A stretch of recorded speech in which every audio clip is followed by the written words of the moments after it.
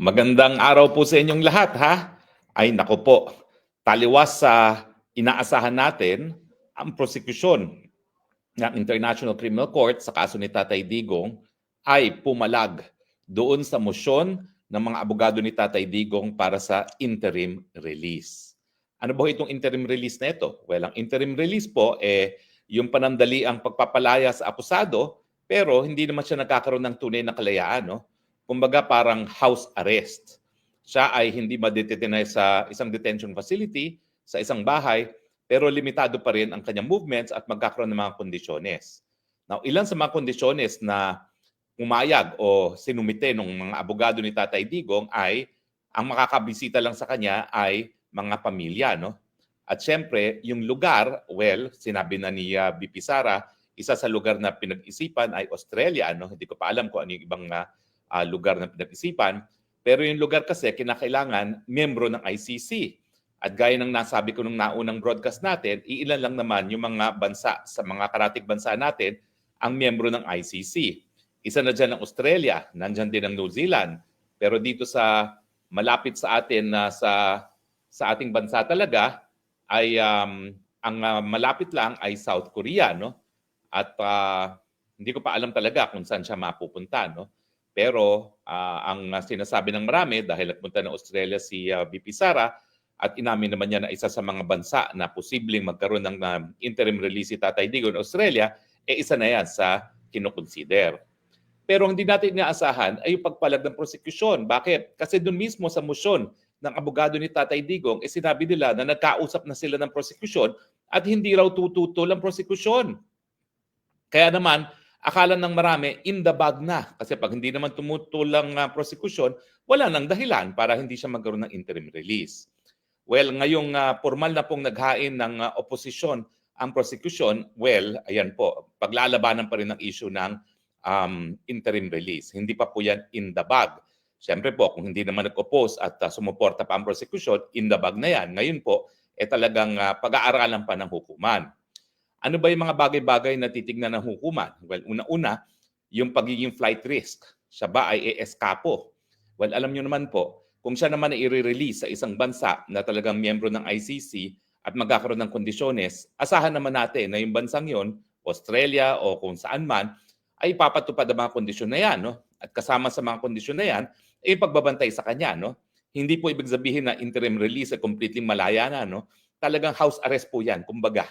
Hindi siya po pwedeng lumabas ng bahay niya unless for specified reasons, siguro medical reasons. No? At yung mga bisita niya ay dun nga sa hinain ng abogado ni Tatay Digong, ang bisita niya ay limitado lamang sa mga kapamilya. Pangalawa is meron bang possibility na siya ay gumawa pa ng krimen? Well, marami talaga dun sa nag-react doon sa petisyon o doon sa motion ng abogado ni Tatay Digong kasi nakasulat doon, will not commit crimes. No? Well, yan naman po yung requirement na sabihin. Hindi naman po yung pag-amin. No? Hindi talaga yung inaamin. Pero siyempre, pag binasa mo, parang pag-aamin. Ang sinasabi lang dyan ay, pag ikaw ay naka-interim release, wala kang krimen na magagawa or posibleng gawin or gustong gawin. No? So, sinasabi lang na magiging law-abiding ka. Bagamat yung pagsulat talaga doon sa papel ng mga abogado ay parang nagbibigay ng impresyon na umamin na. No? Hindi naman po. Yan po isang requirement lang ng Rome Statute. Kaya kinakailangan ulitin at sabihin in fairness. No? Pangatlo, may posibilidad ba na siya ay mag-i-influence doon sa mga testigo, mananakot, o di naman kaya pakikialaman ng mga ebidensya, yung tampering of evidence. No? Siguro naman po, pag malayo na ang Tatay Digong at hindi naman nasa Pilipinas, lahat ng testigo ay either nasa Hague or nasa Pilipinas, wala naman pong influensya na si Tatay Digong. No? So, sa madaling salita, ano ba ang tingin ko? Well, ang tingin ko po, unang-una, hindi naman po siguro flight risk ng isang 80 anyos. At sa totoo lang po, kung gusto lang na tumakas ni Tatay Digong, matagal na niyang ginawa yan. Kasi alam niyo naman dito sa Europa, hindi gaya sa Pilipinas, na ang mga pulis ay lahat armado. Dito, hindi naman. No? Pero si Tatay Digong bilang isang abogado, talagang humaharap siya sa proseso. No? Hindi siya nag-shortcut. Siguro nga, to a fault. No? So sa tingin ko, talagang hindi siya flight risk. At saka, ano ba naman magagawa pa na 80 anyos on his own? Hindi nga kaya maglaba at magluto para sa sarili niya. Tatakas pa, no? At syempre, yung mga pagbibisita, limitado lamang sa mga close members of the family. At inoobserbahan pa, binabantayan pa, pinakikinggan pa. So paano siya magpaplano ng pagtatakas niya? No? Wala namang pagkakataon, walang oportunidad na magplano ng kanyang pagtatakas. O, pangalawa, meron ba siyang krimen na gagawin? Naninindigan nga tayo na walang krimeng ginawa ang Tatay Digong. Alam niyo yung crimes against humanity, ang definition niyan is either widespread or systematic attack against civilian populations knowing that it is being directed against civilian populations. Tagalogin natin. Maalawakan or systematic na pag-atake sa mga civilian na nalalaman na ang tinatarget ay mga civilian dahil sila ay civilian. O kung titignan mo yung war on drugs, hindi naman po yung tinatarget ang kahit sino dahil sila ay civilian. Kung meron mang mga collateral damage dyan, yan ay dahil nga meron mga dahilan ang ating kapulisan para gumamit ang dahas. At kung wala ngang dahilan, napaparusahan naman ang hukuman natin. Of course, rinireklamo nila na konti lang daw ang napaparusahan. Bakit? Marami na bang naparusahan ng ICC? Aber, hindi nga, no? Kung ikukumpara mo yung numero ng lokal na hukuman, mas marami pa rin kaysa sa ICC na yan. Diba?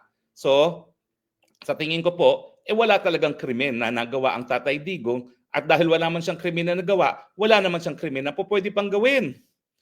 Now, yung pagdating naman sa pagpananakot sa testigo at saka yung pagtatamper ng evidence, ano ba namang oportunidad ni Tatay Digong dyan? Malinaw na ang Marcos administration nang nag-surrender kay Tatay Digong, hindi pa nga hinihingi ng ICC, ibinigay na. Ibig sabihin, anong kakayahan ni Tatay Digong na manakot sa mga testigo samantalang talaga namang magkalaban na sa politika ang Marcos at Duterte? Mabuti sana kung kontrolado pa ng pulis ng Tatay Digong ang ating kapulisan at hukbong sa datahan. Hindi na nasa kamay na ng kalaban. At kayo naman, kung hindi nyo pa alam na magkalaban ng Duterte at Marcos, hello, anong planeta kayo galing? Malinaw na malinaw po yan na hindi mo magkakampi ang Marcos at Duterte. So kapag hindi mo kasi kontrolado yung gobyerno, wala kang magagawang pananakot, wala kang magagawa ng tampering of evidence. So sa tingin ko, dapat pa rin mabigyan ng interim release. Bagamat sa tingin ko, hindi yan ang gusto talaga ni Tatay Digong. Ang gusto ni Tatay Digong, umuwi na ng Pilipinas at husgahan ng lokal na hukuman kung meron talaga siyang pagkakasala na dapat siya managot. No? Hindi yung interim release na yan. Bagamat, iniisip ko naman, siguro, yung atmosphere na ikaw ay nakatira sa bahay, mas mabuti kaysa dun sa atmosphere na nakatira ka sa isang detention facility. Bagamat ito nga pong detention facility ni Tatay Digong ay tinatawag na Hilton of Prisons kasi wala pong rehas dyan. Wala pong hinahalikan na rehas yan. So yan po ay parang dormitoryo, no? At malaki yung espasyo, merong garden, pwede sila maglakad-lakad. Hindi lang sila makakalabas talaga ng detention facility at hindi po pwedeng magkaroon ng kahit sino na bisita. Na ganun din naman mangyayari kung siya ay merong interim release. Now, anong tingin ko ba? Well, alam nyo ang track record, lahat po ng akusado ng war crimes at crimes against humanity dyan sa ICC, hindi po nabigyan ng interim release. Hindi po yan makatarungan. Bakit? Hindi pa naman nagkakasala, hindi pa napapatunayan na nagkasala akusado. Kita niyo to, 6 na buwan na bago magkaroon man lang ng confirmation of charges. Ulitin ko po yung confirmation of charges, doon pa lang magsisimula ang proseso na magbigay ng ebidensya para malaman ng hukuman kung merong probable cause. Meanwhile, nakakulong na si Tatay Digong na 6 na buwan. At itong Hulyo nga, 4 na buwan na siyang nakakulong. More than 100 days na. So hindi po talaga makatarungan yung sistema na pinapatupad ng ICC. Kulong ka muna bago pa mapatunayan kung merong probable cause para ikaw ay litisin. Afterwards, alam niyo po yung 6 months na yan, yung September na confirmation of charges. Diyan pa lang magsisimula ng pagsusumite ng ebidensya. Hindi pa po yan ang petsa kung saan magdedesisyon sila kung meron ngang sapat na ebidensya. Siguro po aabot pa ng 6 na buwan yan. So bago pa magkaroon ng desisyon kung meron kang probable cause para mag-continue ang paglilitis, 1 taong ka nang nakakulong. Makatarungan ba yan? Hindi. Lalong-lalo na Dahil sa mulat-mula ang sinasabi natin, wala nang jurisdiction ng ICC. At yan naman po'y malinaw doon sa dissenting opinion ng dalawang mahistrado sa Appellate Tribunal nang ito po ay dinulog sa hukuman kung papayagan bang magtuloy ang preliminary examination. Kasi nga, di ba, in-explain ko sa inyo ng pagkakaiba ng ICC para maingganyo yung Amerikano na sumapi ay lahat ng gawain ng prosecutor dapat maaproba nitong pre-trial chamber na nakikita natin ngayon. So, sa tingin ko, mas importante na madesisyonan ng hukuman yung issue kung meron nga bang jurisdiction ng tribunal o hindi. Kasi kapag nagdesisyon siya na walang jurisdiction, tapos na ang kaso, tuluyan ng malaya si Tatay Digong. Now, ang nakakaabala is, bakit biglang nagbago ang posisyon ng prosecution? Sinabi talaga ng abogado ni Tatay Digong na ang prosecution daw ay hindi na tumutol sa kanyang interim release. Nung nabasa ko yan sa kanyang pleading, ang naisip ko, baka kumbinsado yung prosecution na wala talagang jurisdiction. Kasi hindi naman siya yung prosecutor na nagsampa ng kaso o nag-request ng warrant of arrest laban kay Tatay Digong, yung pinalitan niya. At yung pinalitan niyang babaeng prosecutor na galing sa Africa, ang pagpupula doon sa babaeng yon ay puro African lang ang kanyang kinakasuhan. At dahilan nga kung bakit ang buong African Union ay kamuntik nang bumitiw at nagbabanta pa rin bumitiw dahil selective justice daw. Puro African lang ang linilitis. So para mapatunayan na hindi lang African sa kanyang hinahabol, ayan, nagsampa ng kaso laban sa isang non-African, yun naman ang napili niya ay si Tatay Digong. Para lang patunayan na walang katuturan yung pula sa kanya ng kapwa niyang Aprikano na pinupuruhan lang niya yung kapwang Aprikano. So, mas mabuti talaga na aktuhan na ng hukuman yung issue ng jurisdiction. Kasi kapag no jurisdiction, hindi na talaga magtutuloy pati ang confirmation of charges. At ang jurisdiction naman, pwede yung ilabas at any stage of the proceedings.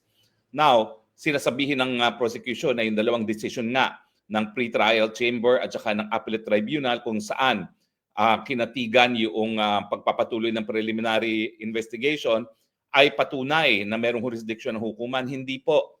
Lininaw talaga ng hukuman, pareho ng pre-trial at saka ng appellate tribunal, na ang desisyon nila ay hindi desisyon tungkol sa jurisdiction. In brief, kaya tayo natalo doon, kaya nagpatuloy ang preliminary investigation, hindi kasi diniscuss ng Office of the Solicitor General kung bakit, anong epekto ng pagbibitiw natin sa Rome Statute. Na dahil hindi na nga tayo kasapi ng Rome Statute, dapat ang preliminary investigation ay masimulan 1 taon matapos ang ating pag-deposit ng instrument of withdrawal. Walang kahit anong diskusyon at ang tinutukan natin ay tinatawag na admissibility or yung complementarity principle na bukas at kayang litisin ng lokal na hukuman ng kasong ito.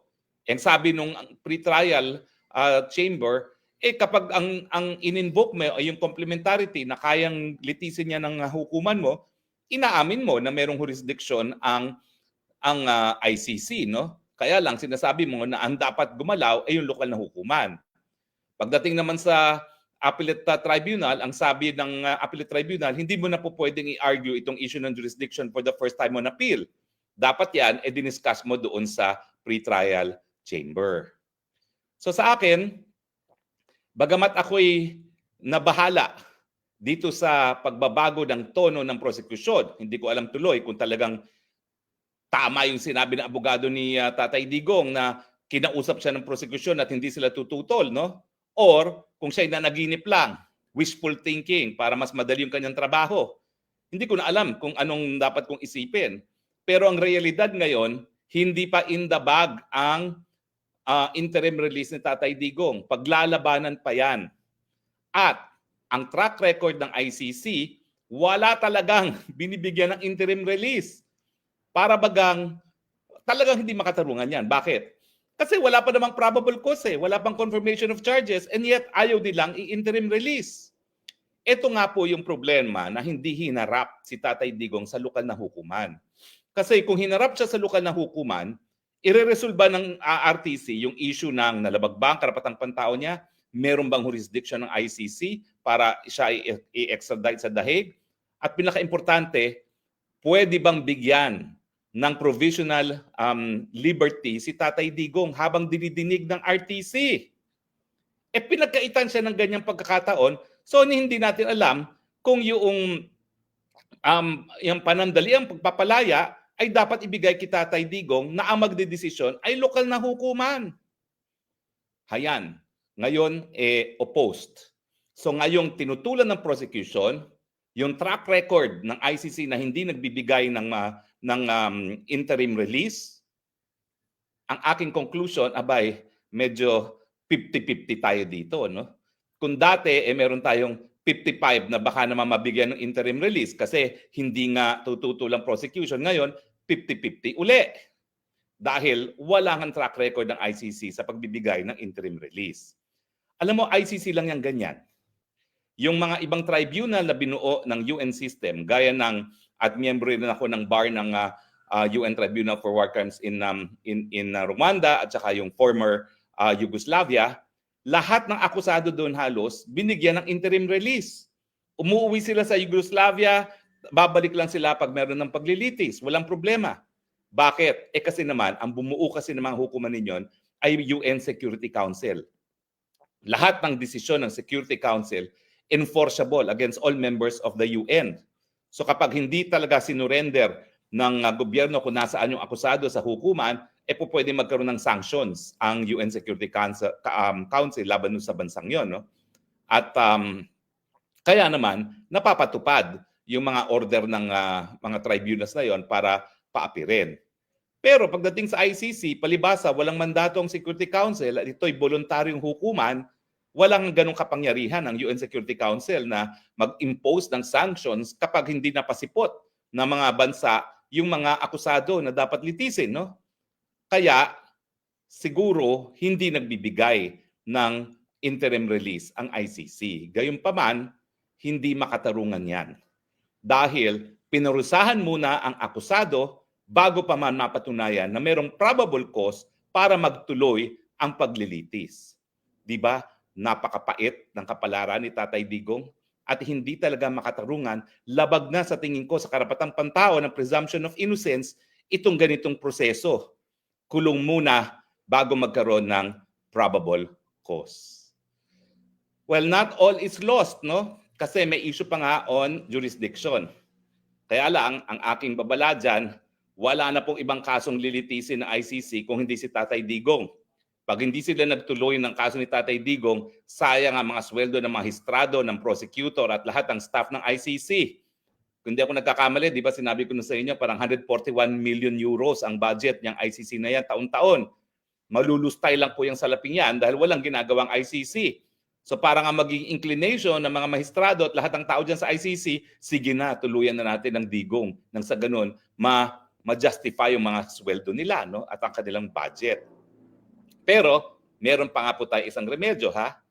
Domestic remedy. Kung saan sinasabi natin na ang Netherlands merong katungkulan na itaguyod at protektahan ang karapatang pantao ng lahat na nasa kanyang teritoryo kasama na si Tatay Digong. Kaya nga kung mapapatunayan na siya ay kinidnap dahil hindi siya pinresinta sa hukumang Pilipino bago mapadala sa ICC, merong obligasyon ang Netherlands na itigil ang paglabag sa karapatang pantao ni Tatay Digong. Papaano? Sa pamamagitan ng pagpapalaya kay Tatay Digong na hindi naman imposible dahil siya po ngayon ay nasa teritoryo ng Netherlands, nasa kulungan na pag-aari ng Netherlands at kung hindi po ako nagkakamali, ang mga gwardya ay mga Dutch pa rin. At saka na natin sasabihin ko ano talaga yung prayer natin na dyan sa domestic legal remedy na yan, antayin na natin ang pagsampa ng kasong yan kasi tingin ko naman maisasampa na yan sa lalong mabilis na panahon, lalo na ngayon na malinaw na taliwas sa sinabi ng abogado ni Tatay Digong, talagang tinutulan ng prosekusyon itong motion para nga sa temporary na pagpapalaya kay Tatay Digong. Well, anyway, ang ating layunin naman po ay mapaliwanag sa inyo kung anong nangyayari kay Tatay Digong dito sa ICC dahil lahat ng Pilipino merong karapatan pong malaman kung anong kapalaran ni Tatay Digong. Bakit? dahil kababayan po natin siya ng kanyang karapatang kapantao ay nalabag. At pangalawa, dahil nga po siya ay kinidnap, linabag po ang soberenya ng Pilipinas. So lahat po ng Pilipino, tayo po ang private offended party dahil linabag nila ang soberenya ng Republika ng Pilipinas nang kinidnap nila si Tatay Digong. So sana po alamin natin kung ang pangyayari dito sa Dahig dahil lahat ng Pilipino may pake sa kapalaran ni Tatay Digong. Maraming salamat po sa inyong patuloy na pagtangkilik. Ito po inyong Spoksnagbayan muli, nagsasabing, I love you Philippines. You're the only country that I have. You're the only country that I love. God bless the Philippines. Bye!